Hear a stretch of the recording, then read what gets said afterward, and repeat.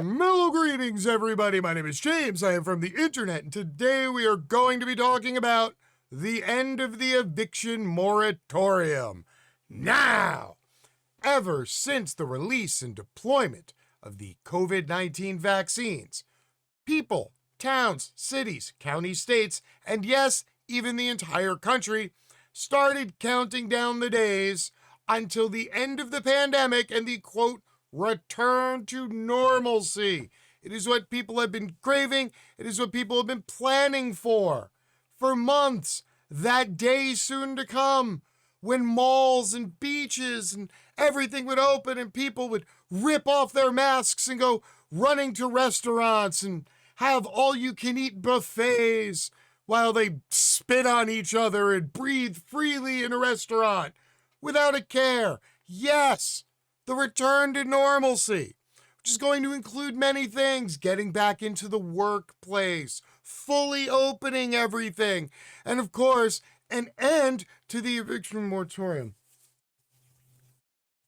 Oh, yeah. We've been very quiet about that part for the last 6 months. You see, all through the planning of the return to normalcy, the tick-tock impending doomsday clock has been going off behind the scenes, counting down the minutes until the end of the CDC Eviction Moratorium, which could lead to the eviction of up to 20 million people between now and the end of the year.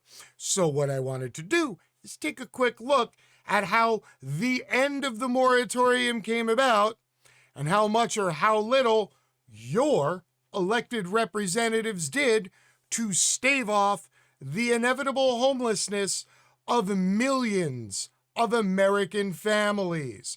And then, once we're done checking out a few stories and facts, I'm going to tell you why this happened. And I assure you, if you think reading about the how part is going to piss you off, wait till I tell you about the why. Here we go! All right, let's start off with how we got here. Evictions are about to restart as tenants wait on billions in unspent rental aid. Oh yeah, you're gonna love the whole failure of government aspect of this. You might want to hunker down and get yourself like a bag of popcorn, because this is going to be a reoccurring theme that is going to happen so often in the next 10 minutes, you're going to feel like you're watching a goddamn feature film. When the pandemic hit, Angela Bears was afraid she would bring the virus home to her 3-year-old son, who was in treatment for kidney cancer. She fell behind on her rent from her Kansas City, Missouri home when she decided it was safer to stop going to her warehouse job. Bear said she applied for rental assistance multiple times this spring, but never heard back. Without any government aid, she is now $5,000 behind on her rent and fearing eviction. She's asking for donations online to stay in her home. Quote, "I've got boxes. I've started packing. The only thing at this point that matters to me is that my son doesn't get sick." Bears is one of thousands of Americans who've been shortchanged by a yawning disconnect between two well-meaning policies that lawmakers passed in response to the pandemic. Now, we're going to review all this, and then I want you to maybe think about if the term well-meaning is really properly applied in this here sentence by the Washington Post, who is owned by Jeff Bezos, who has business before the current administration and the current seated Congress.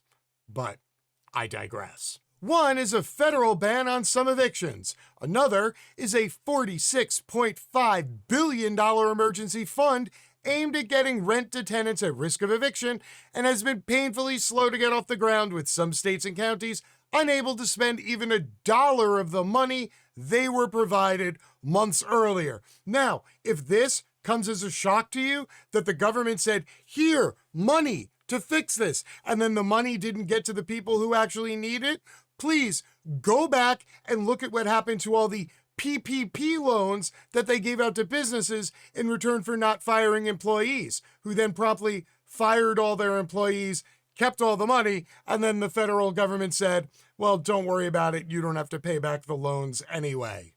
The expiration of the federal moratorium will leave renters with few pandemic-era options as courts begin processing steep backlogs of eviction cases. Currently, only 9 states and Washington, D.C. have some kind of emergency protection for tenants that will last into August. So in the majority of the country, as of today, August 2nd, evictions are now rolling through courts at a record pace. Some states are working really hard to keep tenants in their rental units, but by and large, most states have switched to a digital court proceeding option so that they can run Zoom calls for evictions with renters and crank through hundreds a day instead of just doing dozens a day in person like they did during, the '08 housing crash. You remember how well that ended, right?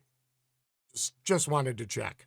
That is magnified criticism of the sluggish emergency rental assistance program, which some advocates say was flawed from the get-go because it relies on state and local governments across the country to create and administer their own programs. While some states quickly set up programs, others struggled to locate people in need or else received so many applications that the onslaught overwhelmed the staff and software systems, causing months-long delays. 6 months after the aid program was approved by President Donald Trump back in December, just 12% of the first $25 billion in funds has reached people in need due to loss of income from the pandemic.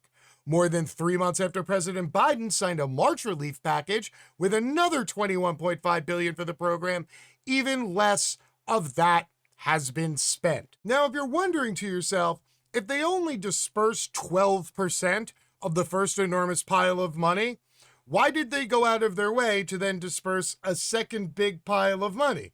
Well, the answer is because it made for great headlines. All of y'all at home saw headlines that Joe Biden came in the new Democratic House and Senate majority.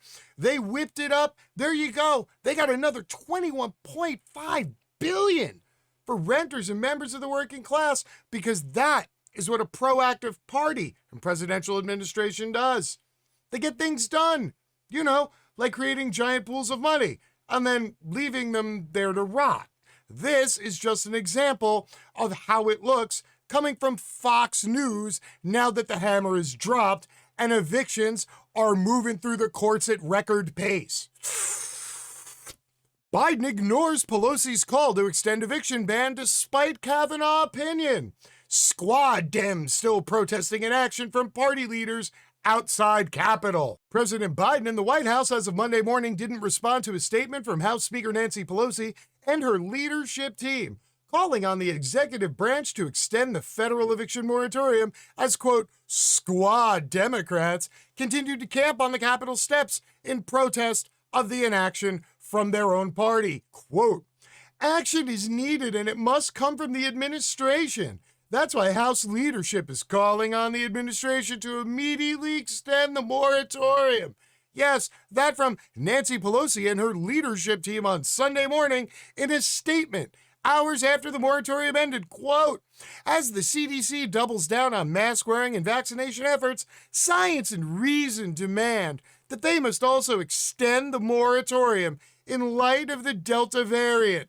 That's right, Nancy Pelosi, the leader of the radical left, the head of Antifa. This is what Fox News has led us to believe, that Nancy Pelosi is the Antifa high commander, while also being a landlord that's worth like $100 million, who has absolutely no fucks to give. Oh, I'm sorry, did I say the last part out loud? Well, I guess now I'm going to have to show you that Nancy Pelosi has no fucks to give, or else I just engaged in, very bad rhetoric, and I would hate to be the guy to engage in bad rhetoric. So I'm just going to let Fox News make my point for me because, well, this is how obvious the point is. The CDC early in the coronavirus pandemic implemented an eviction moratorium that banned landlords from removing people who were behind on their rent. It was extended multiple times, but finally ended Saturday night following a June opinion from Supreme Court Justice Brett Kavanaugh saying Congress, not the president,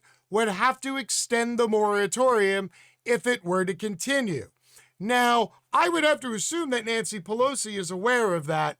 Ergo, Nancy Pelosi and her Sunday morning statements were full of crap, and Nancy Pelosi issued them while she was off on vacation, somewhere nice, or maybe in her $30 million house, standing in front of her $20,000 freezer, eating a $14 ice cream bar, while eviction court started cranking up the fucking steam engines to start running members of the working class through the grist mill and pushing them out the other end as tiny little chunks of shit that used to be human beings who actually had a life with goals, dreams, and ambitions. But no, Nancy Pelosi's too busy eating fucking ice cream, issuing statements to give a rat's dick less about what's happening to any of those people. And oh, hey, sorry, true blue Democrats, if you're watching this and that offends you, too fucking bad because it's the truth.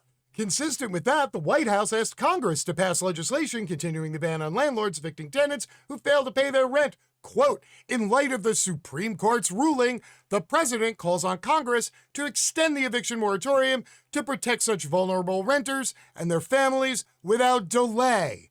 Well, that seems rational considering it's what the Supreme Court said.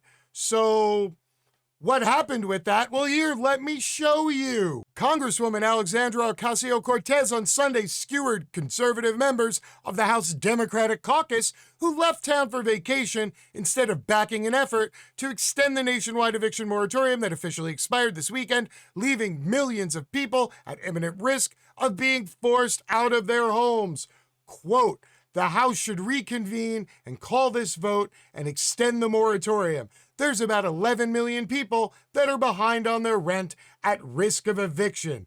That's right. The Democrats still had a last-ditch effort to make this happen, to somehow extend the moratorium before the CDC moratorium ended. All they had to do was meet and pass some legislation. And then, of course, the Joe Manchins and the Kristen Sinemas and all the predictable wealthy conservative Democrats, you know, they all just told everybody, fuck this, let's just go on vacation. And they couldn't get enough people for a vote together, and everybody left. And now they're all on vacation, all August, while millions of people are going to get evicted from their homes. It's almost like it was performative theater that was designed to fail. So now that we all know and understand that the government knew this was coming down the pike and purposely did nothing and left tens of millions of Americans to fucking rot while they went on vacation, well, now we have to hypothesize as to the why. Why would representatives allow this to happen? Well, most of these representatives, they represent an area, district, or even an entire state, depending on which house they're in, and they have elections coming up in 2022 and 2024. Campaigns are expensive, and you know who donates to campaigns the most? No, not you, the average renter and member of the working class. No, it's people with a lot of money. You know, the same people who put hundreds of millions of dollars into hedge funds that are buying up homes and converting them into corporate single-family rentals that they're putting out at the highest price possible.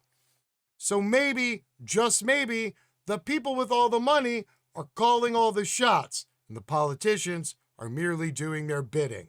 However, if one of you out there has a better hypothesis as to why the government is literally leaving tens of millions of people to get kicked out on the street, well then, I would love to hear it. Please, feel free to leave a comment and tell me what I'm missing. Until next time, my name is James. I am from the internet and I am out. Peace.